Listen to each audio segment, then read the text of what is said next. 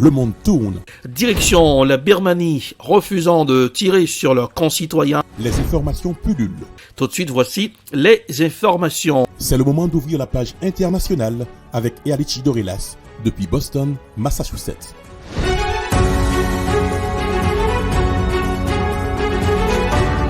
Mesdames, Messieurs, bonsoir. Bon début de week-end. Bienvenue dans la page internationale au Grand Journal du 14h. Dernière sortie pour cette semaine en direct depuis la newsroom dans la capitale des grandes universités du monde, Boston, Massachusetts. Et Ealichi Dorelas pour la présentation, à Jacques Mel pour présenter ce grand journal, Joël François et Smith Jean-Julien. Rubans assure les manœuvres techniques. Bonsoir aux auditeurs de la radio évangélique Hosanna 102.3 FM à Jacques Mel aux États-Unis, alors que le variant Omicron a été plusieurs fois détecté dans le pays. Joe Biden veut reprendre la main sur le plan sanitaire et politique, étant déposé la vaccination face à l'opposition de quelques républicains et d'une partie de la population. Voici un reportage signé TV5 Monde. Cette année, le sapin de Noël de la Maison-Blanche est un peu plus qu'une décoration. Au moment de lancer son illumination, Joe Biden en a fait un symbole. Cet arbre au feuillage persistant nous rappelle, même pendant les jours d'hiver les plus froids et les plus sombres, que la vie et l'abondance reviendront. Alors qu'au moins 9 cas confirmés du variant Omicron ont été détectés dans le pays, le président américain tente de reprendre la main. Ce jeudi, la Maison-Blanche a dévoilé une série de mesures, comme la prolongation de l'obligation de porter le masque dans les transports en commun, ou encore l'exigence pour les voyageurs internationaux de présenter un test négatif réalisé la veille du départ au lieu de 3 jours auparavant. Sur le plan intérieur, la tâche est plus ardue pour l'administration Biden. Alors que le président veut imposer la vaccination dans les entreprises publiques et privées, il bute sur les procédures judiciaires lancées contre ces mesures contraignantes et l'opposition d'une poignée de républicains proches de Donald Trump. Ces derniers menacent de bloquer une loi qui, selon eux, contribuerait à financer la mise en place des obligations vaccinales. Je sais que le Covid-19 a été un sujet de division. Dans ce pays, c'est devenu un sujet partisan, ce qui est triste, un triste constat. Alors que nous entrons dans l'hiver et que nous faisons face à ce nouveau variant, c'est le moment de mettre nos divisions derrière nous. Alors que moins de 60% des Américains de tous âges sont pleinement vaccinés, reste à Joe Biden un puissant levier fédéral. Appliquer l'exigence de tests ou de vaccins pour les trajets en avion à l'intérieur du pays, rien n'est exclu, y compris pour les trajets domestiques, a assuré un porte-parole de la Maison-Blanche. Commerce et diplomatie au menu de la visite d'Emmanuel Macron dans le Golfe. Entre contrats juteux, crise au Liban et rencontre avec MBS, Emmanuel Macron visite dans les pays du Golfe. Voici un reportage signé Euronews. Les Émirats arabes unis ont signé vendredi un accord pour acquérir 80 avions de combat Rafale, une commande record pour l'avion de chasse français entré en service en 2004.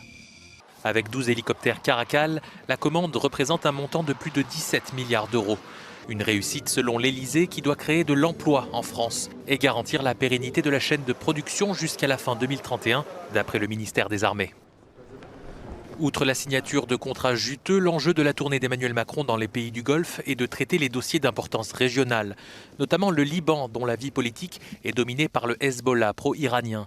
Englué dans une grave crise sociale et humanitaire, le pays n'a plus de relations diplomatiques avec l'Arabie Saoudite. Début novembre, Riyad a coupé les ponts avec Beyrouth après les critiques d'un ministre libanais sur la guerre au Yémen. Emmanuel Macron souhaite impliquer l'Arabie Saoudite dans la relance du Liban.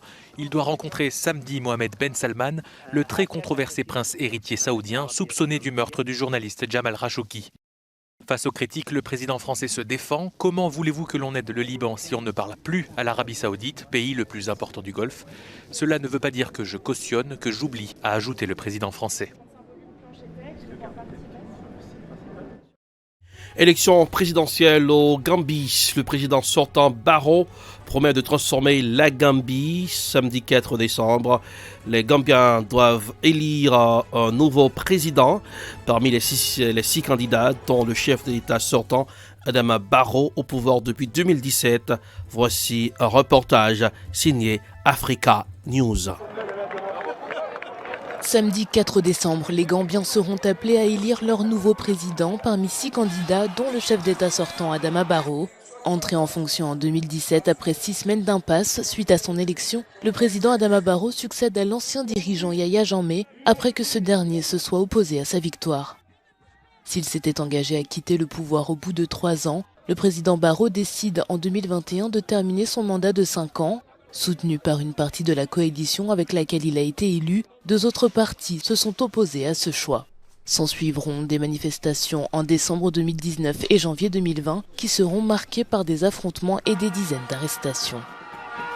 En 2021, 2 ans après le début des auditions, le président gambien a reçu le rapport final de la commission Vérité, Réconciliation et Réparation, mise en place pour enquêter sur les violations des droits de l'homme sous l'ancien dictateur Yahya Jammeh.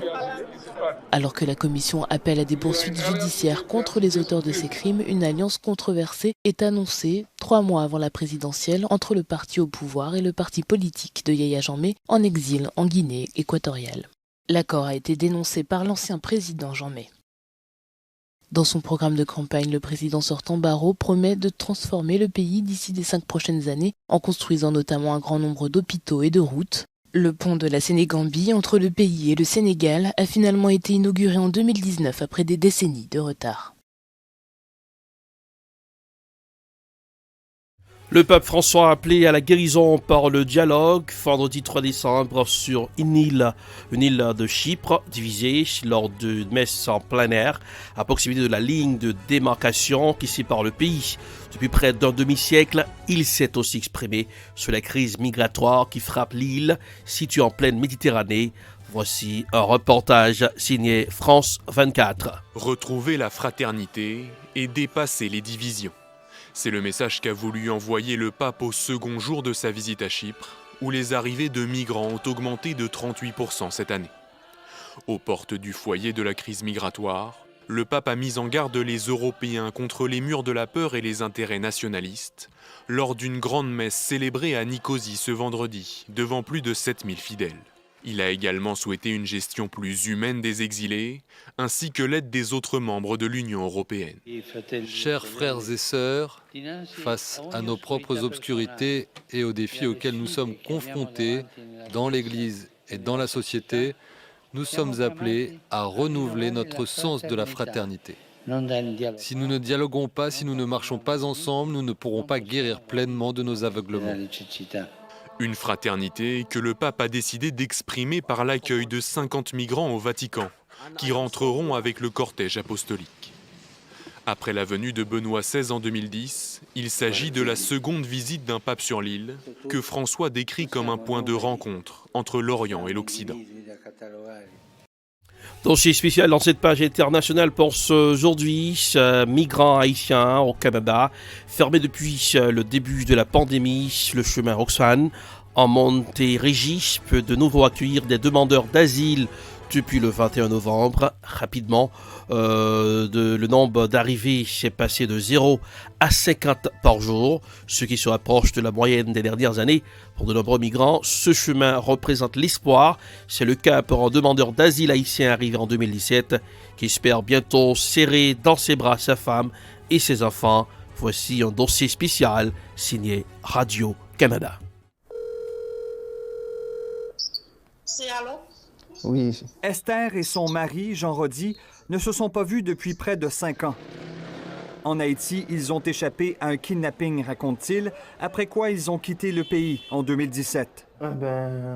Jean Rody avait un visa pour voyager aux États-Unis.